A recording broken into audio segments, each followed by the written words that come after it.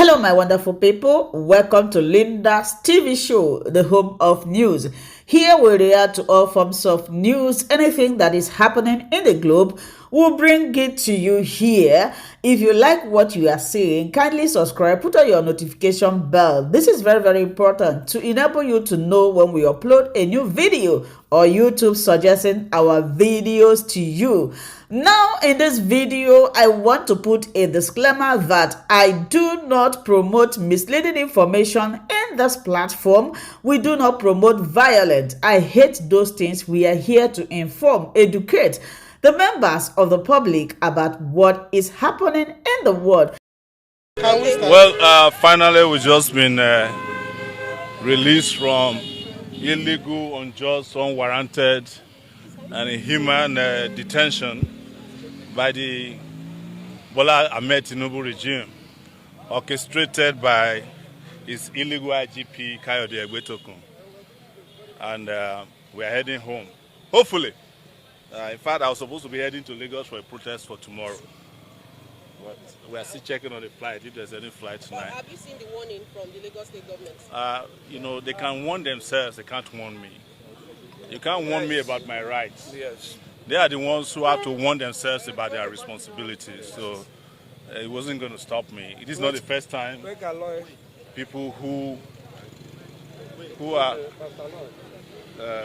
paid to protect have become very likely responsible and warning people not to exercise their rights. So you can't warn me about my rights. Okay, now in the build-up to the protest, the police had actually issued a warning and they said it contravened that warning by entering into the restricted zone, which was why the lawyer of Nnamdi Kanu was also arrested. The lawyer of Nnamdi Kanu is here, but before he speaks, I'm not a lawyer, but what I know is that if a court gives an order and there's a contravention of that order, you go back to the same court to complain to the judge. It's not the job of police to take it upon itself to be enforcing court orders that it had interest in. But even if they don't have interest in it, there was a court order issued by a judge saying don't go to certain areas. If you want to review the order, you go back to the court. If you want to complain that the orders were violated, you go back to the court. Absolutely. So the police, being an irresponsible organization in Nigeria, took laws into its hand. And I can guarantee you that those court orders were never served on us. If you look at the Schedule 3 of the court order, it says serve them by Friday. So no court order was served on us. But assuming it was served on us, even our courts understand that there are certain areas or boundaries you cannot cross when it comes to fundamental human rights. Okay, it's been alleged that the reason why you spent a long time in detention was because you called Egbetokun a useless IGP. No, is it not useless? Yeah. Well, it's not a lie. Okay, so what's your word in terms of the justice system, seeing what played out when you were beaten and manhandled in the court? It's not the first time they will do that. You must have seen a plethora of police attacks on me. Since 1992, some of the police who attacked me had to fight for their retirement benefits a few weeks ago. So it's to also tell the police that are doing it now that they will soon meet their Waterloo. There's no question about that. But most importantly, our goal is to fix the country. We can't be going after small issues, including individuals. The country we want to fix, that's what is on our plate, not this individual police. I cannot be banding words, for instance, with the police PRO, who I know doesn't know his left from his right. I can't be banding words with the IGP, who I know is no longer in the police force. And you cannot be IGP if you are not in the police force. And they understand it. That's why they lose their mind. So I have been through about 7 presidents in my lifetime since probably more now, since 1992. Several police IGPs, and some of them I've had to help in the course of. Some of them I had to assist where they were even still serving. Yes. So these are not issues that bothers me a lot. Anybody who is doing what we do knows that your second vacation home is prison. 100%. The service chiefs, I need you to comment on that. The service chiefs, let me tell you, I was the first to complain about that one who said he wanted to fence Nigeria, Musa. That one doesn't know his left from his right, but he's still even better than Egbetokun. Egbedogun should have been fired if Tinubu were to be serious. But, you know, I'm not an advisor to the president, and I particularly don't care what Tinubu does with his illegitimate regime, honestly. So Barrister Aloy, please, we would like you to share your experience, considering the fact that we're actually living in denial, thinking you'll be released on the day you were arrested. And what has this experience actually taught you? Well, this experience is traumatic. Quite speaking honestly, it's traumatic for me. It's traumatic for my colleagues, everybody. If you say it isn't, then you are in denial. Traumatic in the sense of the manner of the arrest. It was very brutal, too confrontational. People who were cooperating with the police were being shoved around, being beaten up. Some of them sustained injuries. Tear gas canisters were deployed directly at most of us. Two had impact on me, and in fact, if we didn't have strong lungs, some of us would have given up the ghost on the spot. I don't think that type of brutality has a place in a well-ordered modern society. This is the type of thing that we need to do away with in Nigeria. Even at the police headquarters, CID Gariki Command, they deployed canisters, several canisters of tear gas, just to get us to bundle us into vehicles that will take us to abattoir. He didn't need to do that because we were already under your control. So that's something that is abhorrible and should be condemned by all and sundry. It is not good. It's unlawful. It's brigandage, and it is executive rascality in high places. While you were in detention, Nnamdi Kanu'S actually let go of his defense team. Now, we are starting to hear that he's saying there's no case submission. What is your take? Considering the fact that, okay, you are also among those defending, and this even led you to be sent to the Where the protest was directed, let me make this clear, the protest was directed against the presidency, not against the judiciary. You know, there are things that come first. If the presidency or the executive branch of government does not put you up for trial, no court has the authority to initiate prosecution against you. So it's a question of where to place the blame. I've noticed a lot of understanding as if we are protesting against the court. No, the court didn't initiate it. The presidency did. The attorney general did. So if the presidency or the executive branch says Nnamdi Kanu'S case should no longer be prosecuted, the court will have nothing to try. Exactly. This is our point. So those people saying, Nnamdi Kanu is on trial and we are interfering with judiciary, contempt of court, blah, blah, blah. No, come on. That's complete misunderstanding of the situation. Yes. It is Tinubu we wanted to talk to. You don't have any business prosecuting a man that has done nothing wrong. Yes. And a man you brought into the country under situation that offended humanity, international law, and even Nigerian law. Yes. You don't have a business putting him up for trial. So withdraw. Under Section 174, I think, of the Constitution, he can direct the Attorney General to do a nolle prosequi. It was done for Sowore here, right? It has been done in history for a whole lot of people. The presidency or the executive branch or the attorney general can say, we are no longer interested in the case, and that's the end of it. That was the purpose of the protest. Yes. And I was the organizer, by the way. He initiated it. Yes. Okay, Barrister Kingdom. In all of this drama that played out, I think about 5 days back till now, what's your own stance? Well, my own arrest, is so traumatic. My own is a situation where the IG himself has become the chief terrorist of the Federation. And, they say power corrupts and absolute power corrupts absolutely. Because his regime was illegally, the Police Act was illegally amended, and to have him as an absolute IG, that is why you see him exercising absolute power. So I was arrested while I was addressing the media. I was live on News Central and Arise Television and a couple of other, media organizations. And I was addressing the media with respect to the protest and the reason why in Nigeria I think that there should be justice for all of us, all Nigerians, no matter where you come from, whether you are Igbo man, you are Yoruba man, you are Hausa man, and was very vocal, and I was very point blank to say that Nnamdi Kanu was being held because he's an Igbo man. And I gave instances of where the former governor of Kaduna State accused the national security advisor that he is the one paying bandits, supplying them drugs, paying them salary. I mean, Malamunu Hurubado, and nobody has said anything reasonable about it. So I was vocal to tell the powers that be in Nigeria to stop this politics of insecurity and politics of security, and to stop victimizing people from the southeast of Nigeria, because you are an Igbo man, you are so vulnerable. So I was addressing the press when I was picked up, and of course that was Taco.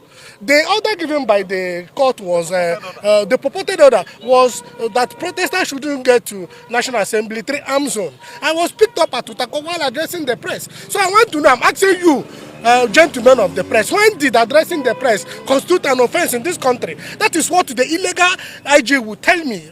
Now that I'm out of this illegal, brutal detention, I will take him to court, to pay for damages, So when did addressing the press become an offense in this country? I was addressing gentlemen of the press with respect to the illegality, the unconstitutionality, the criminality going on in Nigeria. And I'm saying that in this country, every citizen should be treated equally, no matter where you come from. If you're an Igbo man, you should be treated as a Nigerian. That I refuse to live in a country where I will be subjected to second-class citizens, and I will always live by it.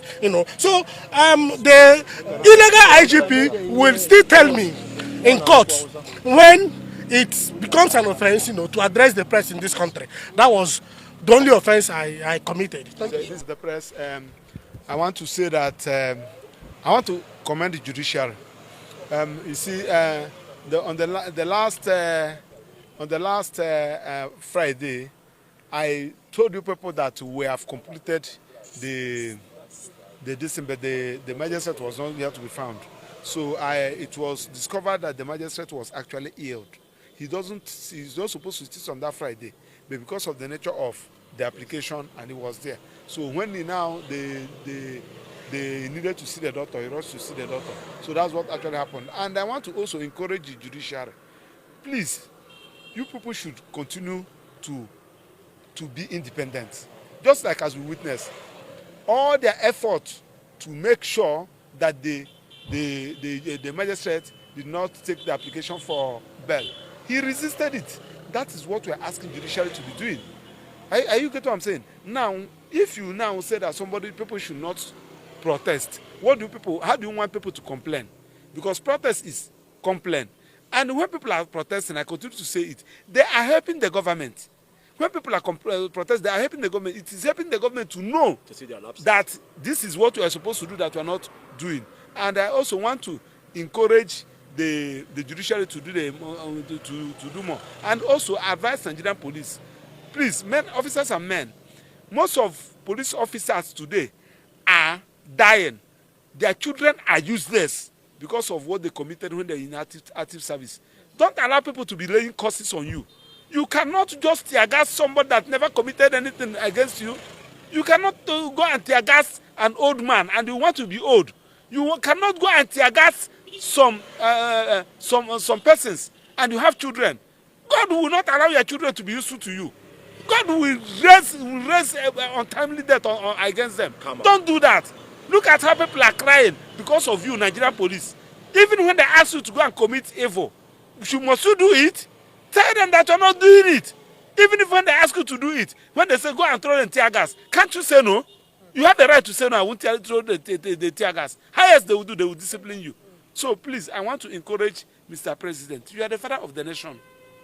Your wife is the mother of the nation. You should be able to do the right thing. Irrespective of the fact that yes, we are challenging, we may not support you. But when you are doing well, people will support you. You earn respect. So when people are not happy with you, if you like, use all the whole ammunitions in the United Nations, they will continue to agitate. They will continue to complain. So once again, I want to thank also the prison warders. They did a very good work. So and what is the outcome of your meeting with Nnamdi Kanu in DSS facility? Yes, Nnamdi Kanu, I went to see him. That was on Saturday. So he told me how he was attacked by the DSSS operative. I heard them saying so, and I don't know what happened in court today because you can see that since morning we have been here. So, and I asked him that he should draw attention of the court, let the court know what happened, so that the court will see the reason why we are saying that you should be sent to a correctional center. Because that's what they said, okay, how have you been preparing for your defense? He said that he has not even been able to, because he is not in the right frame of mind. And moreover, that place is being bugged. There are some things that he needed to do. Even the consultant, the people that he consulted, he's not doing anything. So that is just the position with respect to Nnamdi Kanu. But I will see him tomorrow, being 28 on Tuesday. Okay. I will see him. What next? This protest has ended and it has led to arrest and bail and all. No, we are of course, you cannot. Where there is a wrong, there is a remedy. Like all the people that the police violated their right, they are going to file action against the police. Of course, this one is the criminal aspect of it.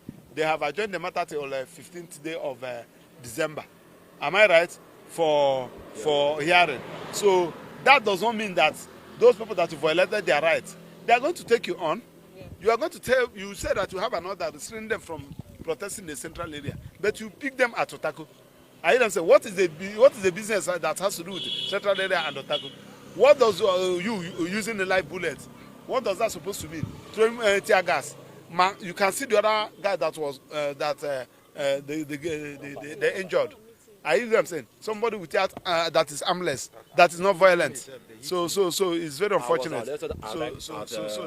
Yes, good morning to all Biafrans. Good afternoon, good evening, good night to all of you, depending on your time zone and where you're watching and hearing me from this very wonderful Tuesday morning, being the 28th day of October 2025. Just as you guys know, that our lawyer Jimako, Nnamdi Kanu'S lawyer, and Sowore and the rest of them has been released yesterday in Abuja. And again, this is just to tell you that Biafra has been redeclared by Dr. Ngozi Oreboweze on the 29th day of November 2024. Nobody can change that. European Union cannot change that. US cannot change that. Not even to talk of African Union can change that. Nobody on this planet Earth can change that. Now, Dr. Ngozi Oreboweze redeclared the independent nation of Biafra on the 29th day of November 2024, and that will stand forever. That is on that mandate we are working on. Now, I see that Nigeria is not ready for peace deal, peace talk with the Biafrans to go and to release Nnamdi Kanu. The reason I'm saying this is because I saw a lot of things on social media yesterday, which I wasn't pleased with. Now, David Udeni, the police, I don't know his position in Lagos. When asked why was Sowore arrested, he said because people have been mentioning Showore's name, and that it will not be fair that some people are arrested and then Sowore will be working freely. It's not going to be fair. Just hold that. Now, I just want to ask, you see, Nigeria is a decayed country. How can you arrest somebody because of self-pity? How can you arrest Sowore or arrest anybody because you feel that it's not going to be right for other people to be in prison or detained, and then Sowore is working freely without committing any crime? That is the failed nation of Nigeria. And when people talk, they will think that we are drinking, we are smoking. Biafran, I want you guys to note this. Support the United States of Biafra so that we can go home. Our target is this year to do max exit and go home and go and develop our land. Nigeria is not a country. Nigeria is not a country. Nigeria is broken beyond repairs. Nobody on this planet Earth, including P2B, can fix Nigeria. I'm telling you the truth. I'm telling you the truth. Jonathan tried it. They brought war against him. The West came for him. Obama, brought all manner of conflicting issues and destroyed Jonathan's administration and implanted Buhari. As if that was not enough. They kidnapped Chibok girls. Bomb blast everywhere. Insurgents, left, right, and center. How are you going to deal with that? So that is why we said Nigeria cannot be fixed. It is broken beyond repairs. So we need to go. We need to leave. It's not a threat. It's my right to decide where I'm going to live. It is my right to leave Nigeria and decide that I want to come and live in England. It is my right to leave England and decide that I want to go and live in America, China, or anywhere I decide to go. It is my right, not the right of the Nigerian state. They know nothing about the international law, and that's why they keep breaking it. Look at Nnamdi Kanu'S is sick today. All of them know that Nnamdi Kanu'S is sick. And what are they doing? What are they doing? Nothing. Who is going to speak? Where are those animals that call themselves Igbo Congress Union? Where are they? Where are those Happénéd and Ocean and Diama that call themselves Happénéd and Dio? Where are they? When General Ibrahim Babangida, the former president of Nigeria, came to confess that the war that happened in Nigeria was not an Igbo war, Igbo coup, what did they do? They wrote for 10 billion. These are animals that when anything happened, they say, oh, we are writing to the presidency. Where are all of them today? That is to tell you we have nobody. We have to, as a matter of fact, be independent and fight to liberate ourselves from these shackles of Nigerian bondage. I'm telling you the truth. Nobody. Individually, we need to start doing something on our own to go home. Individually, we need to start fighting for our freedom to go home. When we tell you people to come, we're not asking you to do much. Defend your land.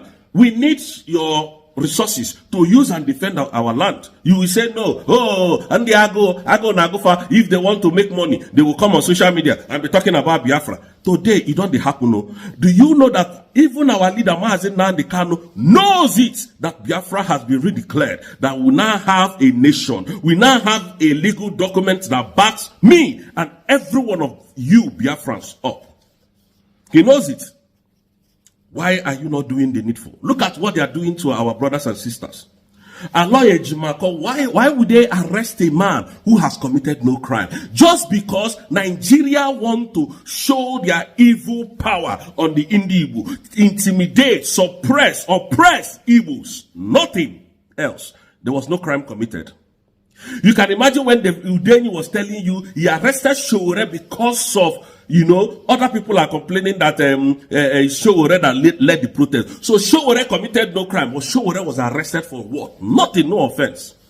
Where does that happen in the world? No offense. Nowhere. Nigeria is gone. Nigeria is destroyed. And I want to tell Nigeria this: you can do all this your madness, this your rubbish. You people don't know how to, obey rules and regulations. You don't obey law because you think you have money. If you go close to Dr. Ngozi Orabweze to kidnap, to assassinate, to do everything, wallahi, I swear with my Father in heaven, will burn Nigeria to the ground. I'm telling you the truth. This thing that you are doing to Nnamdi Kanu, we are just watching because we have allowed you to use your court process. We have allowed you, but we have now seen that the whole thing is just a charade. You know what? What is going to release in Nnamdi Kanu is coming, and I keep telling Biafrans that do not be moved. What will release in Nnamdi Kanu is coming. When you go to Dr. Ngozi Orabweze, we will burn. In fact, the presidency will be on the run.